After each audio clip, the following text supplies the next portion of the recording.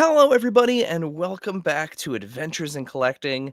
Uh, we're back. I don't have Dave with me today, flying solo in terms of hosting duties. However, uh, I do have a super fun guest to bring on here.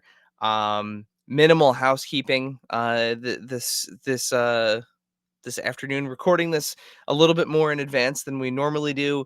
Um, because of some travel related things that are happening because Dave is out and then I'm out after this. So this is called planning ahead. But the problem is I don't know what our giveaway is for November yet, but this will air and there will be a giveaway. That being said, said giveaway, whatever it is, first of all, congratulations to those of you that won the October giveaway.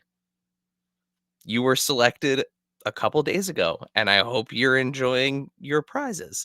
Um, secondly, the giveaway for this month, whatever mystery future Eric is going to post on Instagram, will be pinned at the top of our Instagram page. So at AIC_podcast on Instagram, you will find a pinned post for what will likely be. Actually, I think I do know what it is. I think it is a Jazzwares AEW Chase Billy Gunn, Unrivaled Billy Gunn. That's actually what it is because November is Billy Gunn's birthday.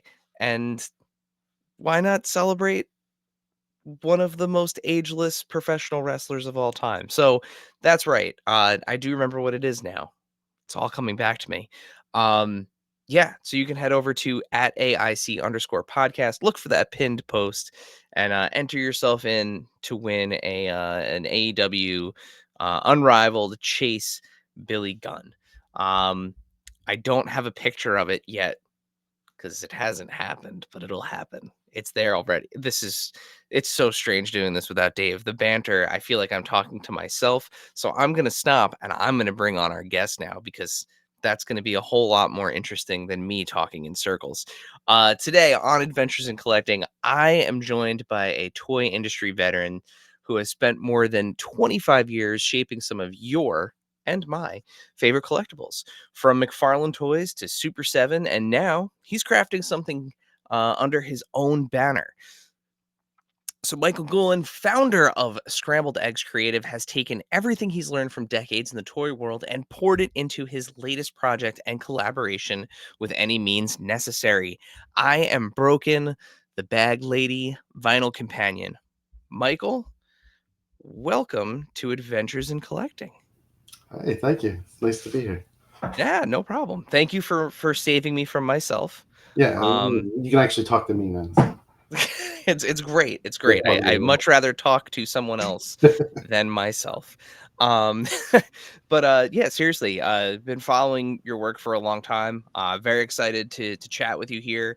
I think we may have met like very quickly, briefly at something at the Javits Center, Possibly, um, yeah. at like the Super 7 booth. I think it was the year that the Mothership Yes. project Yeah, was I out. was at the booth the entire time for that. We also did a panel on Yep. that too. Yep. So but it's nice to actually be able to sit down, get some real time with you and chat because there's a lot to talk about. Yeah, So yeah. before we jump into the main topic here, this is a show about collecting and collectibles. So tell us what are you into right now? What's getting you Yeah. excited in So, the toy and collectible world? it's funny. I throughout the years I've just collected a lot of different things, Star Wars, He-Man, whatever. Since I've been working at Super 7, I was basically lead design on GI Joe, so I took a deep dive into the vintage stuff. Nice. And right now, I'm just kind of going through the Action Force UK stuff, specifically Red Shadows. Okay. Anything Red Shadow, actual licensed stuff, bootleg stuff, like anything, just building my army of Red Shadows. So that's fun. And I've always kind of had a soft spot for Battle Beasts back when I was a kid. So every now and then I see them at like a swap meet or something, I'll pick them up, but not super die hard because those things are expensive. But Expensive and they're hard to come by in yeah, good shape. Usually yeah, the mood ring heat sensitive chess Yeah, they're either pieces. gone or they don't work or they're burnt Yep. out. Yeah, Yep. yeah. Yeah, I was at a oh man, I want to say not this past summer, the summer before that. Took a drive up to Connecticut Okay, to shop the Curiosity toy show, okay. and there was a guy at a table there that had he had to have 200-300 battle beasts, Oh, just like full table laid out. I was like, "Oh, is this the moment in my life where I get back into Battle Beasts? Is yeah. this how it happens, huh?" I think I would have just spent my mortgage on that and just been like, come home very happy. And they were in, like, varying, Yeah, stages of decay. Um, but still, like, it was just cool to see that many. I was actually talking to, um, Dan Larson, and, like, out of the corner of my eye, I saw them, and I was like, "You're gonna have to excuse me for a yeah. moment." I'll be right back. Yeah, But, it's funny. I picked up a box of just somebody selling their junk, and there was like a couple Battle Beasts, He Man, whatever, and one that I never had before was a Visionaries, oh, yeah, nice. and it had like the emblem on the front, and I used to love those holographics. So it was like the Yep. holograms. So I not that I'm starting to collect those, but that's like on my interest list of I might jump into. I like collecting stuff that's limited. Like it had a limited run. It has a finite amount of stuff to collect. Yeah. Getting into new stuff's hard because you don't know if it's just going to keep going Yeah. on and on and on and It's true. It's very true. there's space. Yeah, like space, but also some of these properties and IP is I'm a big Star Wars, Marvel Legends, NECA Yeah, horror, and every time, especially with like the NECA one's always funny because I love horror movies, and yeah, there me too. aren't like that many horror icons, right? Like things that you would expect there to be figures of, but then like a new movie will come out, and all of a Yeah, sudden the door is swung right right back open, and yeah, I'm like, well, okay, I guess I need every Terrifier figure now. yeah. Um, uh, Is it Trick or Treat doing some of those too? yeah, Terrifier? Yeah, Trick or Treat has some really cool 5-inch, like retro, yeah. like what if Those are Kenner cool. did Terrifier figures effectively. Um, which, listen, I mean, they made Alien, they made Predator True. figures. They It were is definitely true. doing stuff It that is was not true. kid appropriate. So, It is true. it's out there. But yeah, the retro stuff is awesome, and Battle Beasts in particular, that's something that it comes up so frequently on this show, and every time I am so blown away that nobody has tried to like properly revive that yet, especially with like the craze of like blind box, blind bag, Yeah.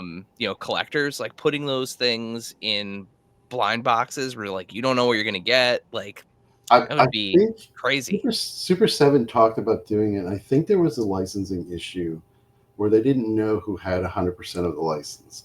I think like Okay. Hasbro thought they owned it, but then maybe they didn't own it 100%. So I thought there was a licensing issue because we had talked about it at one point, but I came and went. That was a few Yeah. years ago. You know, Huh. um, Yeah. I mean, that would make sense. The licensing thing is a big hurdle to get over, especially, some of those older yeah, brands. yeah, a lot of companies went out. I was talking with a friend about the Inhumanoids, not Inhumanoids, Supernaturals, the ones with the Okay. full Yeah. hologram. And they were owned by Tonka, but then they were bought out by somebody else, maybe Hasbro, but nobody really knows who has the license. So you don't know. Yeah. And the It's last thing you a wanna do is go down the road and then all of a sudden, yeah, having spent all of, like, the development money on it, to not be able to do anything with it. that's happened. That's happened before. Ugh, Not with me nightmare. specifically. Yeah. Yeah, that's kind of what I'm into. I'm into the retro stuff. I like some of the newer stuff. I'm not to pat myself on the back. I like the GI Joe O rings here, Yeah, just because O ring. It's like we grew up with yeah. it. At least I grew up with it. It's so much fun, and to make it like the cartoon, which I also grew up with, it's just like the best of both worlds. Yeah, that has been really cool to see those Reaction Pluses do some of the kind of wonkier Sunbow Yeah, stuff, like yeah, the Zartan from Cold Slither and, yeah, Cobra Commander and, like, the cape and, Yeah, the characters from the either the movie or the Sunbow TV show. I mean, that's for most people, I think, especially like of a certain age, right? Like that is aesthetically has become what GI Joe is. It's either the comic book or Yeah, the TV show. So to see, everybody that's in, playing in like kind of the GI Joe universe to be pulling, inspiration from that is really cool to see. yeah. I think That it's a that long was time coming. that was part of the contract with Super 7, because that, going back to, you were talking about the mothership.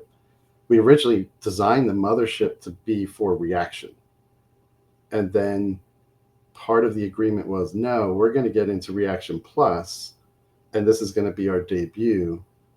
So we debuted like it was a mothership pilot that Yep. we created. We actually created that from scratch, and then it was based off the Viper, but kind of its own thing. And then the agreement like furthered along, saying, no, you can only do Sunbow that's not vintage. Has to be Sunbow, and it has to be stuff that hasn't been done before, is what they said. Okay. Spooky issue. We design stuff Yeah. that has been done before, but looks like the cartoon. So I really enjoy that. That's a lot of fun. Yeah. So so speaking of what you're working on, let's talk a little bit about Scrambled Eggs Creative. Yeah. Very, very cool name. Lot, lot to think about visually with Yeah. that. How did you come about that name, and what does it really kind of represent to you in terms of what you're doing? Yeah, that's a funny one, because I threw that around for a very long time. I would come up with a name, and I would ask my wife, like, what do you think of this? And she'd be like, that's terrible. That's terrible. And we'd go back and forth, and I wanted something whimsical, but I wanted something memorable. Like, I used to be M. Gulen Proto, but like that's not memorable. No, like, yeah, it's my name, but nobody's gonna remember that. And I was looking around, and everybody was doing their own thing, like Smith Design or whatever. It's just kind of like, no, I want something fun. Like you have Super 7 or Plastic Meatball or something goofy like that.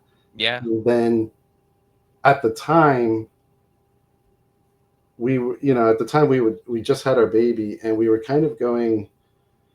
We went through a big IVF journey to have our daughter, and we always called her the little egg that could.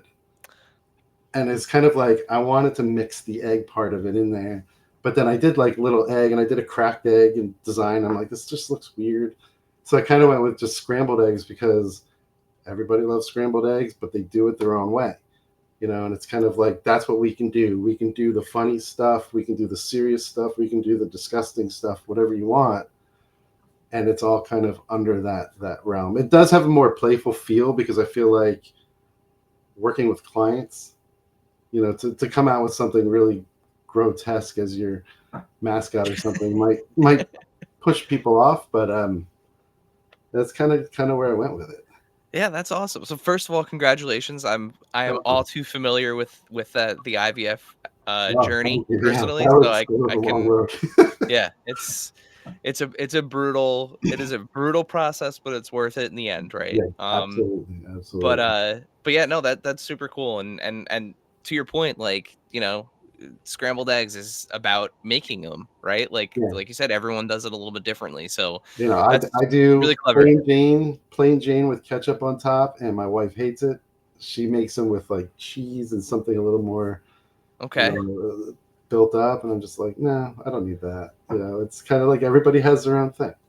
Personally, I'm a little bit of Tapatio hot sauce There we and go. everything bagel seasoning. Yes, there we go. Sprinkle a little bit of the everything bagel seasoning on top with the hot sauce. We're Yeah, I can do cooking. We're that. in I business. can do that.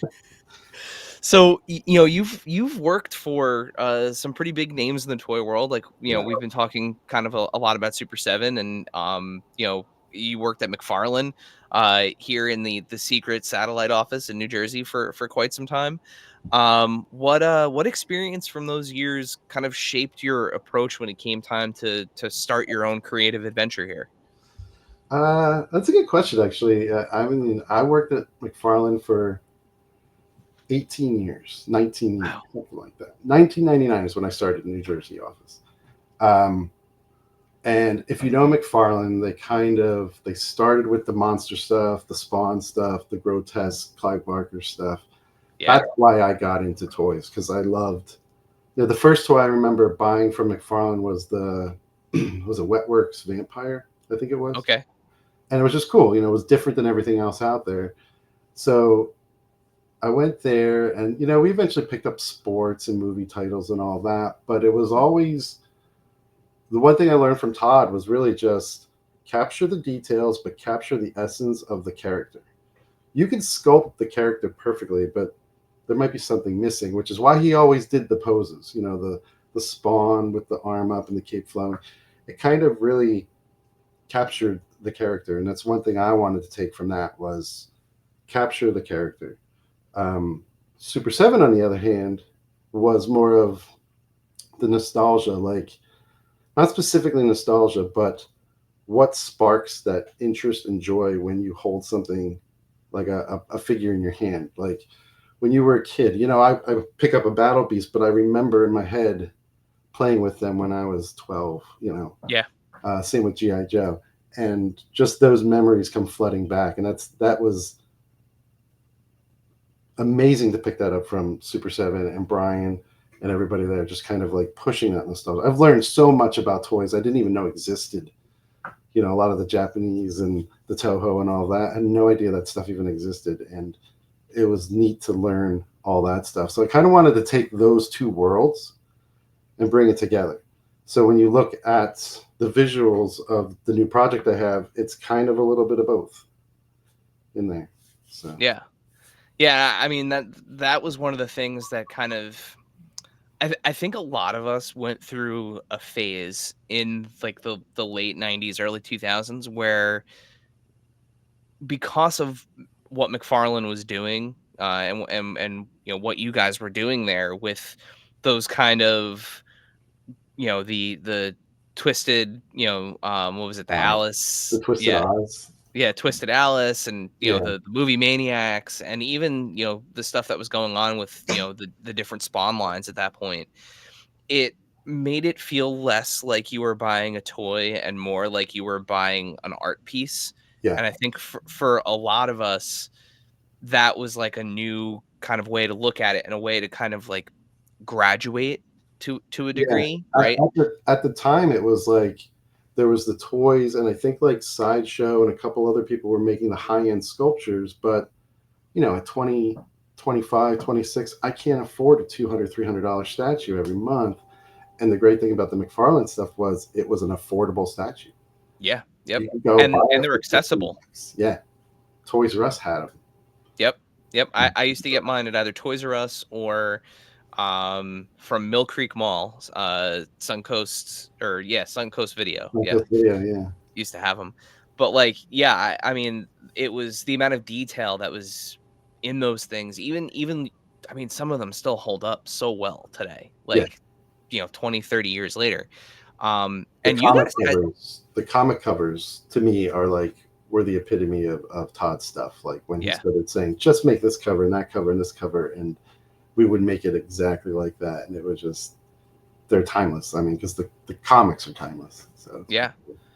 And you guys had some heavy hitters there, like a lot of like especially in that New Jersey office, like people that went on to, yeah. continue to like yourself, influence the design aesthetic of the toy industry. So, Well, it's funny. It was a small at the time. Even now, it's a small industry. It's you had a couple of the big companies, but when I started McFarlane, they were sort of big. They were like the little medium pond. They weren't a Hasbro or Mattel. NECA wasn't around at the time. None of these other guys were around at the time. So it was a very tight group of artists. And then when they started breaking off and doing their own thing, the Horsemen did their own thing. Like that was groundbreaking. And then you had a couple other studios do that. You'll find it with other studios that are out now. They're breakoffs from Super 7 or Hasbro or wherever. yep. It's kind of cool, but it's really like as far as like sculptors and designers, it's probably the same 100, 200 people that's been doing it for years. Yeah, like we always run into one of my favorite sculptors in the across the entire industry, Gene St. Jean. Yeah, We always How did I run know? I into knew you were him. going to say his name too. It's funny. Really? Yeah, I just knew it. Yeah, we run into him, another New Jersey guy, but we run Yep. into him at like local shows, and it's just Yeah.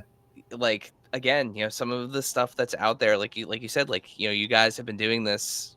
It's just kind of you move around from place to place and carve out your section somewhere and Yeah. I will say the one hit of reality is when I go to like the local antique mall and I see stuff that I've worked on and it's like $5 firm. Like they won't take less than $5. I'm like, all right, but like I worked on that. It's so weird. It's like, am I an antique now?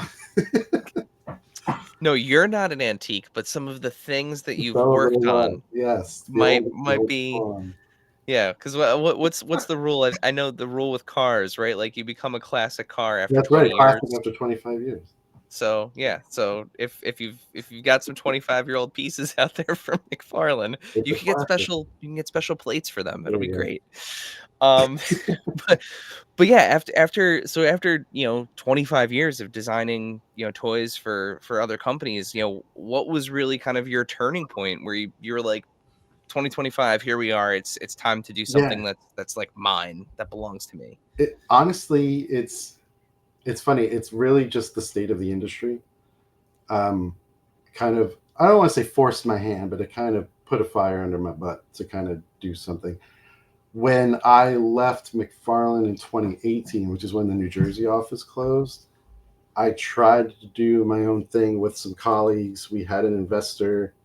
There's a couple things on my portfolio, like the Taylor Swift and Mark Tremonti sculptures. Um, that just didn't pan out. That was right before COVID. Mm, And we kind of had this business plan together. We had these prototypes. We went to go have meetings, and it kind of just dissolved because everybody wasn't really doing anything for that. But in the meantime, I was freelancing for Super7, got hired on freelance for that because we worked remote for Super7 for years. Um, and then was laid off in May from that. Again, due to tariffs and pricing issues and all of that. So I didn't specifically want to start my own thing and say, I'm making my own company. It was more of a backup plan for starters. Looking for full work, just not getting anywhere in the industry, like having a couple interviews, but somebody with 25 years of experience, they really don't, they're not chopping at the bit for some reason to get to somebody like me when they can hire somebody a little younger, a little cheaper, whatever it is. yeah. Um, so I just kind of, in my head, I was like, well, let me try this again. I'll start something new. I'll have some of the same colleagues help me. A group of people. I'll have new colleagues that I have from Super7 at this point, and just kind of set myself up for when the industry comes back. I'm there for, okay, maybe Hasbro, Super7, Valaverse, they don't want to hire anybody immediately, but they're looking for freelancers. And Yeah. I'm a one-stop shop. Like I can take your idea and do concept all the way to final production, basically. So that's kind of the idea, just kind of as a backup plan. But it's kind of snowballed very quickly into doing my own thing with a license and licenses. Hopefully, we'll see in the next month or two, in Fingers talk to crossed. some other stuff. So yeah, so it's really exciting. We like to say at Adventures in Collecting, we're not an if podcast, we're a when podcast. So So there you go. when you get those other Yes, licenses. I will be back and talk about them Yeah. then. But no, that I mean, it's first of all, like, it's tough as I like to think of our podcast and what we do on social media as toy journalism. I try to Yeah, stay we try to stay as objective as we possibly can, report what's going on, give people the platform to have, these open conversations where they get to talk about their passions and stuff, which means that we've made a lot of friends over the years. yeah, We've met a lot of people. We've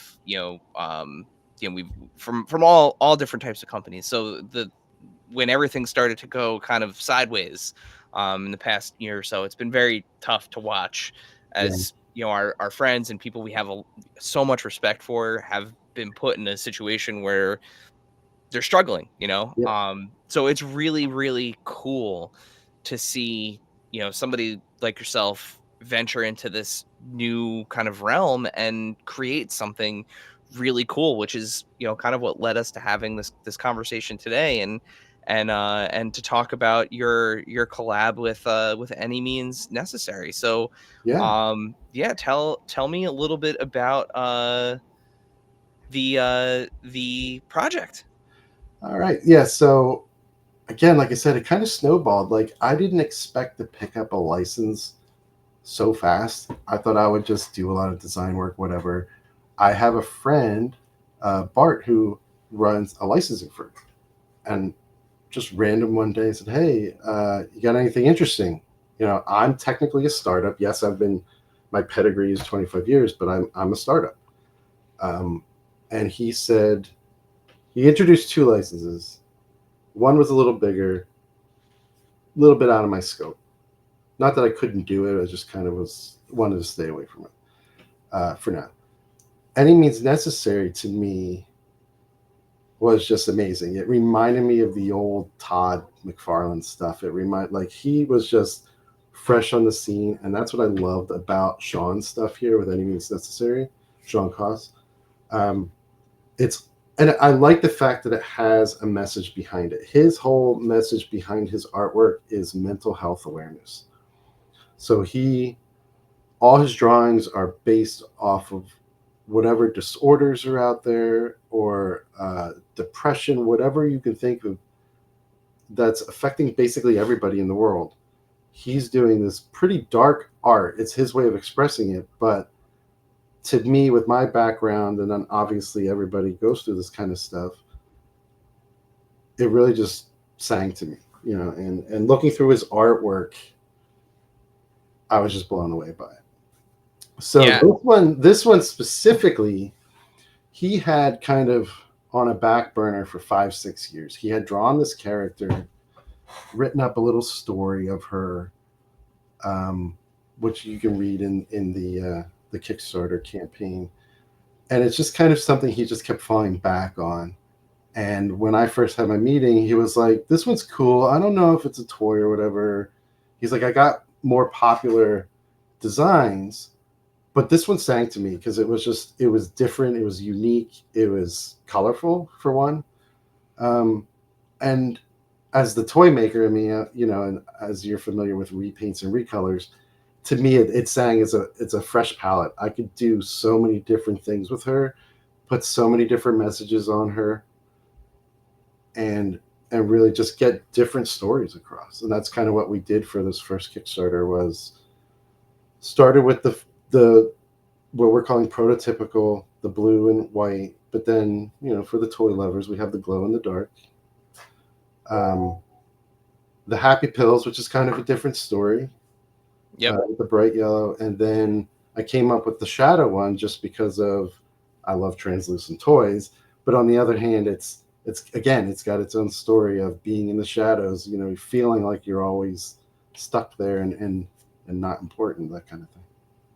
Well, first of all, I mean, the story behind these, mental health is extremely important, especially in, today's landscape of things. Yeah, Regardless of any sort of affiliation, it is we need to take care of ourselves and each other. So, yeah, kudos for helping, get that message out there. But also, I just love the detail here, because there's something sort of creepy about it. There's something sort of uplifting about it. And it's, to use a sometimes overused word, it is very toyetic, yeah, for something that uh has such kind of a heavy undertone to it.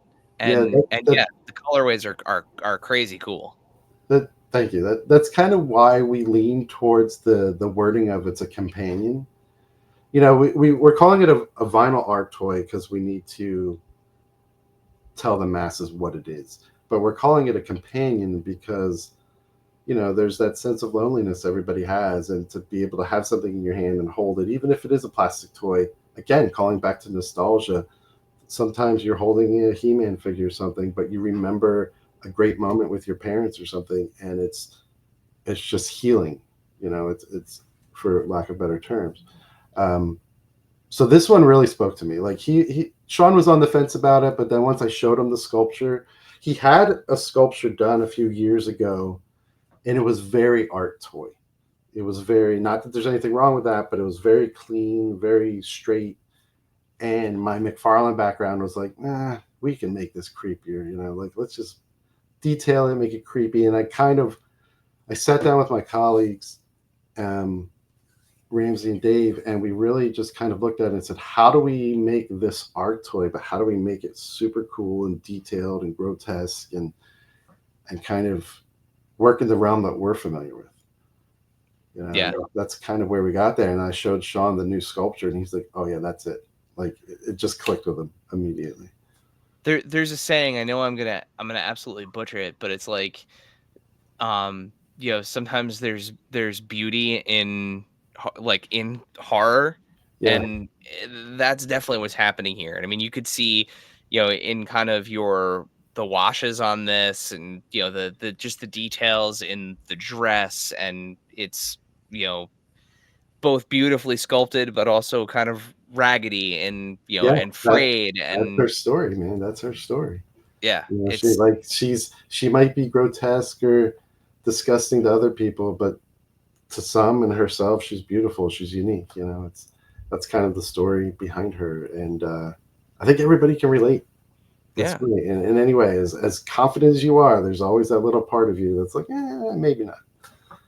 And also, I'm happy to hear there's another translucent toy lover out there. It's Yes, one of my translucent and glow. I had to hit them both in the yep. first campaign.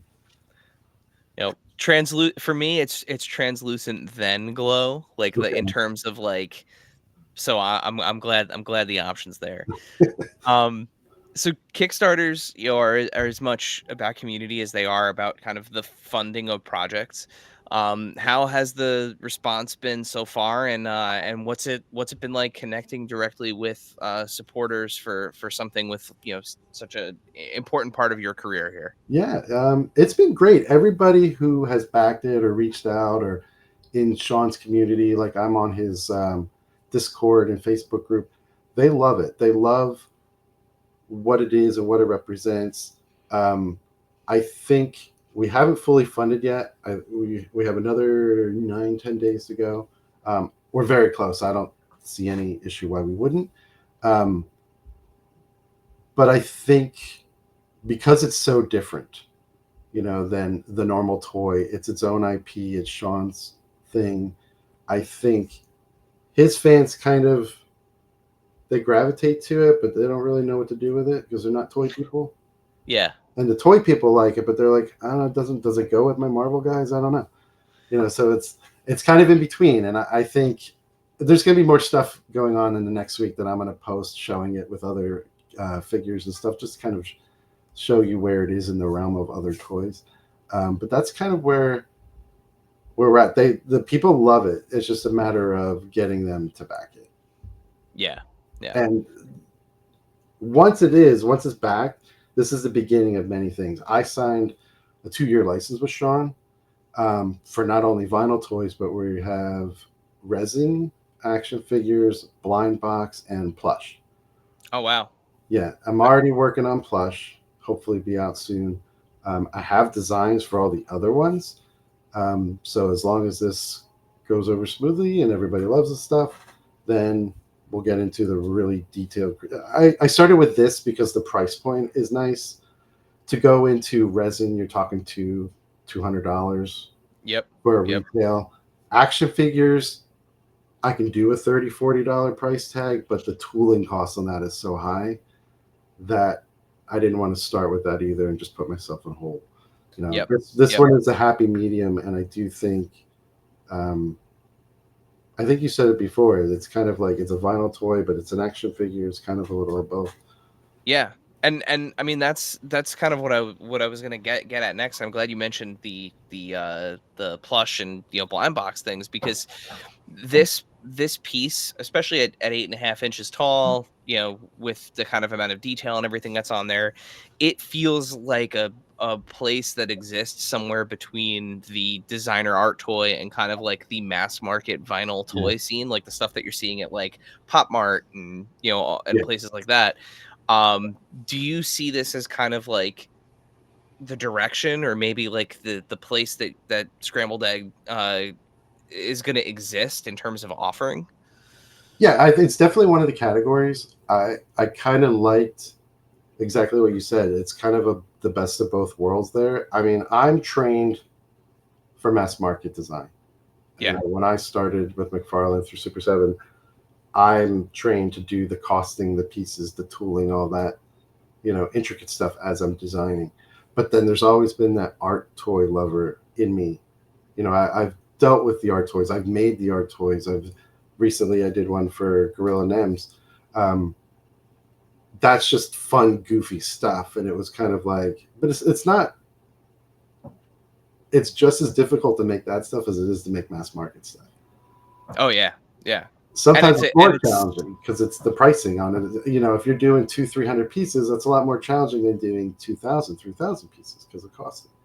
So yeah, I kind of wanted to meld the best of both worlds with those designs. And you know I'll always have that super detailed background from McFarlane in me, and I think this is one struggle I had at Super 7 was simplifying everything and yeah. wiping the detail. When I first started, I really struggled. I'm like, I don't understand what you mean. Don't make it look cool. Like, I don't get it. But then I understood where they were going with. No, it's super cool because it's simplistic and it's nostalgic. And then I totally got it because again, I jumped into that world, and this just kind of meets in the middle. Yeah. Yeah, why are all these surfaces smooth and don't have a dark wash on them? What's happening? Where's all the detail? Yeah. No, Um, really.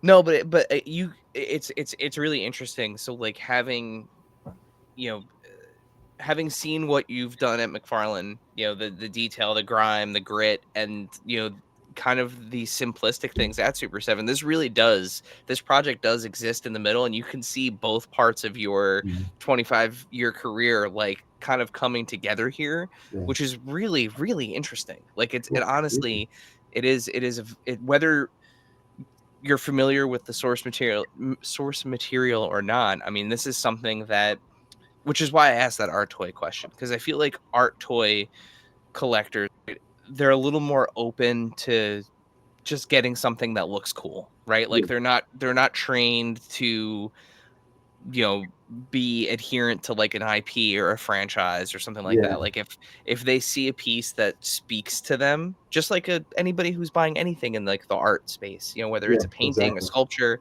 if you see something that speaks to you, you get it. And I feel like this is something that is shouting with a megaphone to Yeah. people like that. Cool. Thank So, you. Yeah. um, but yeah, that brings us kind of to today, right? Like where we are today. When you look at what everyone else is up to, all of these independent creators, platforms like Kickstarter, the limited run designs and storytelling. What kind of has you excited most about the future of the toy industry? Um, I think IP, just new IP, things that don't exist. I don't take this negatively. I don't want to sound negative, but how many Batmans, how many Spider-Mans, how many Wolverines can you have in your collection before you kind of get tired of it? I don't know. Like, that's kind of my collecting. It's like if I'm going to get an Optimus Prime, I only need one or two, maybe if he's got a totally different look. I don't need 50 because he's got a double joiner here. That's just me as a collector. There's a Yeah. guy out there yelling, "I have 50 Batmans and I want 51." I get it, but it's to me, it's like, all right, but like that's what's exciting about this. It's like you've never seen this before. You don't have anything to compare it to. You don't have, you know. I do it myself. I buy a toy and then I'm comparing it to something that already exists, and then it kind of like takes that magic away of why am I collecting this? If I don't really like it, why am I buying it? Yeah. But this to me it's so new, and his artwork, if anybody listening gets a chance to look through his library of artwork, it's just fantastic. It's very Edward Gorey, Tim Burton-esque, really creepy stuff, but it has a really sharp edge message to it. And that's what I really like about it. And just looking through the library, I can't wait to tap into some of that artwork that he's got going on. It's going to make great product. Some of it is so crazy, I don't even know how we're going to make it into product. We're going to try. Um, but yeah, I mean, that's really what kind of excites me. And that's what I really loved about like you said, the art toys. Some of them are just so crazy and off the wall. Even like there was a whole enamel pin scene. Yeah. Getting away from toys, I would make enamel pins. I have another company that I make like tchotchkes and stuff and sell on Etsy, and we got into the enamel pins and just seeing artists just make product out of their 2D art and make a bit of a living off of it or a hobby out of it. To me, it was so cool to see what they could do with all that, and it was just so unique, you know, Yeah. so unique. Oh, I'm a sucker for some enamel pins. I don't have enough jacket for the amount of pins that I have not stuck to jackets. Yeah, Um, yeah, but yeah, it's I'm also excited for those new fresh IPs because even outside of just doing, the toy podcast and being kind of exposed to all the news all the time, it is the stuff that gets me excited is like, you know, Jada putting out Tony the Tiger and yeah. like I actually have the monster cereal ones too. yeah, like those kinds of releases and that's another reason why I'm a fan of NECA's horror stuff because like I said before, Yeah, it's like now I have an Art the Clown figure and he's got an actual trash bag yeah, filled with weapons of yeah. violence, Where like it. you're never gonna get that anywhere else. Yeah, like that's the cool thing about toys is like you can have that balance. Like people who want He-Man and Wolverine and Batman and Spider-Man, they have those options. They're Yeah, always going to be there. There's always going to be an yeah, opportunity for somebody to grab a Spider-Man figure. But in the same breath, they can also have a really cool art piece or something that's completely new and fresh or a plunderling or any yeah. of like the Jersey Devil figure that I just got from from Four Oh Horsemen, yeah, that which was good. which I never thought in a million years. Like as soon as they announced that, I was like, "Oh, New Jersey native, I need this." Well, they're from New Um, Jersey, so they had to do it. yeah, yeah, it's Yeah. perfect. No, But it's true. It's funny though. Like the ones that have been done before, like like I said, Batman, Turtles, whatever. I love seeing those that are fresh takes on. When you see like art versions of those, or just like, oh, this is the Frank Miller Batman. Like that doesn't look yep, like any other Batman. Like those things, to me, those things ring out, and I would probably buy or collect those. Some of the other stuff I might, it's just like, but again, how many can you have? well, I always keep this near me because Yes. this Kenner Batman in a the last thing Batman should be wearing, Is that which the is Arctic one? it's the Arctic one, Yes. because to this day, Batman in a white suit feels just so wrong, Yeah. but I always keep this figure within arm's length of me at my desk because this figure taught me one very important thing at the ripe age of like 7, that colorways are cool. Yeah. And if you like a thing and it comes in a wacky colorway, like, keep an eye out for that, and I love that, and that's eventually why I fell in love with Yeah. Sofubi stuff, and, like, to have, like, a day glow orange Godzilla, Yeah. that like, to take it back to Super 7, that the Burning Ultimates Godzilla, Yeah. that's just a translucent orange Godzilla. Yeah. Perfect. Did you That is see the new perfect. one that's lighting up? There's one they have like Yes. that was Yeah. super cool. But even Yeah. like these guys, the Mummy Boys, where is he? Right Yep. there. Yep. I've Yep. been picking up those just because it's a fun character, but he comes in like a billion different colors. Yeah. Yeah, and I love that. I Um, love the opportunity to just add that kind of splash yeah, to the display, to unfortunately, another part of the pandemic and the tariffs and everything, or really the tariffs, not so much the pandemic, but when Super Plastic kind of had yeah. that fire sale of everything that they had in their warehouse, I picked up their Gorillas figures, Okay, the yeah. vinyl Gorillas Those are ones, nice. and I now have a Dayglow pink, green, blue, and orange. Pop You of know, color. yeah, it's great. It's great. That's awesome. It looks bizarre next to the Razor Quest, Yeah, but it's great. It's great. I yeah, love it. that's Um, so remind our listeners, our followers, this is going to be airing on November. If you are listening to this on the date of airing, it is November 3rd. So you only have a couple days left to yeah. We have back. 3 days at that Um, point. It ends on November 6th. Um, there will be late pledges allowed as long as it funds. Again, we're okay. only like 6,000 away. I don't think we're not going to hit it. So after November 6th, you can still come in and pledge late. You won't be able to get the specials or the super secret stuff that's in there, but everything is still available. Yeah, and we'll just kind of just take us real quick through the different options one more time. I'm gonna if you're watching this on YouTube, there's you can play along and see what we've got here. But Yeah, just go to Kickstarter and Google Bag Lady, and it'll Bag Lady Vinyl, and it comes up like the yep, first thing. Um, yeah, so our pre-launch was kind of our own website. We advertise, you come to the website, you put your email in for the mailing list, and we sent you a special link that gave you the super discounted price on basically everything that we have available. So you get all 4 figures, the stickers, the enamel pins, the art prints, which Shawn did, which are brand new art prints for this Kickstarter exclusively for us. A signature certificate, a funny prop bag that's actually going to be screen printed. This design not broken. So that's kind of everything that's available um, at one awesome price. Like you're not going to be able to get it that cheap anywhere else.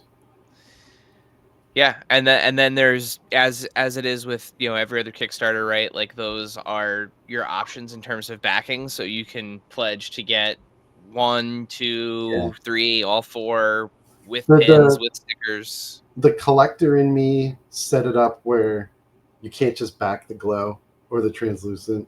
You have to Yeah, go through the tiers to kind of get to it. You can cheat it by if you pledge the prototypical, you can do an add-on for the shadow trick, you know. So yeah, if you just want the translucent, but I had somebody ask like, how do I just get the glow? I'm like, well, you got to buy the 2-pack because that's kind of again, it's the collector in me. It's going to make it more scarce. It's going to make it a little bit yep. more fun to collect. Um, but yeah, Uh, everything's going to be available as add-ons. We did also add on 2 exclusive art prints from Shawn too that are new art. Uh, these two here, they're 11 by 17, I think. Yep. Very cool. Um, Very cool. the Guy Clee prints, the larger ones, which are his new artwork, which is the one picture on the left. I think if you go to the next picture, you can see that, or it's down further. Um, those are available as like high-end Guy Clee prints. One's going to be standard, one's going to be foil. They're available as add-ons too. They also offered wholesale um, stuff, 6-packs at a discounted price. We are talking to a couple of distributors who are looking at picking up the product. They're pretty excited for the whole gambit of 2026, 27 product, not just this one. But they're interested in pretty much all of it. So the And then stretch goals are fun. yeah, This one was another art piece of his that really sang to me was the Heartbreaker. She has a new accessory here. She's got the bloody heart in her hand. So that's going to be available if we get to 70. Um, then I think later on there's accessory packs and different heads. The accessory pack here, just different weapons you can put with her, different it's things. great. Yeah, different heads and arms and stuff. Yeah, Very cool. Well, we'll make sure to put the link to this in the description. thank you. Yeah, We all know in terms of how Kickstarters go and everything. Those last 48 hours are absolutely clutch. yeah, People tend to either back really early or or wait till the absolute last minute. yeah. The So, first 24 hours was amazing. Then it was like, oh, okay, we'll see. yep. then everything plateaus off for a bit, and then with 36 hours to go, Yeah, everyone likes to make every creator sweat, and yeah, instead of just getting it out of the way early. But yeah, so we'll make sure that we put a link to the to this in the description, so that way if you are listening, if you are watching, you can simply hit the link and secure your secure the bag, as the there kids you say go. these days. I like that. Um, Michael, where can folks keep up to date with you on social media? I am Scrambled Eggs Creative, creative.com, Scrambled Eggs Creative on Insta, and then Facebook as well. Awesome. Well, listen, thank you so much for taking the time to chat today. This is an amazing project, and I can't, again, not if, when. Can't wait to see this cross the finish line, and can't wait to see what you do next and have you back on to talk about it. Thank you. I love it. Thanks for having me. It's been awesome. All right. And with that, folks, we will see you next time.